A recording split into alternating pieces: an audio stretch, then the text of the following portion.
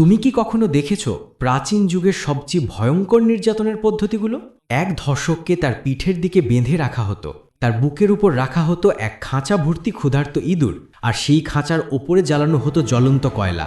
যখন ইঁদুরগুলো গরমে আতঙ্কিত হয়ে উঠত, তারা সেই মানুষের শরীরে ঢুকে পড়ত, মাংস ছিঁড়ে পালানোর চেষ্টা করত।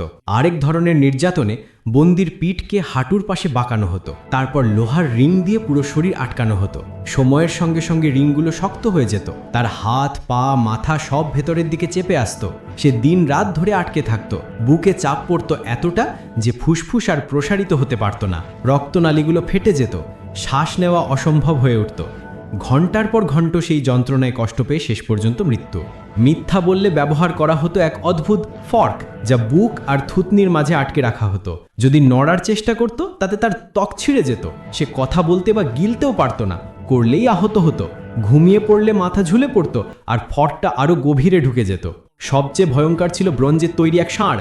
বন্দিকে তার ভিতরে বন্ধ করা হতো, নিচে জ্বালানো হতো আগুন, আর ধীরে ধীরে ধাতব তার শরীরকে পুড়িয়ে দিত। আর যখন সেই চিৎকার ধাতব ষাঁড়ের ভেতর প্রতিধ্বনি করত, তখনই শাসকরা সেটাকেই বলতো সঙ্গীত, ট্রাম্পেট, ফায়ার।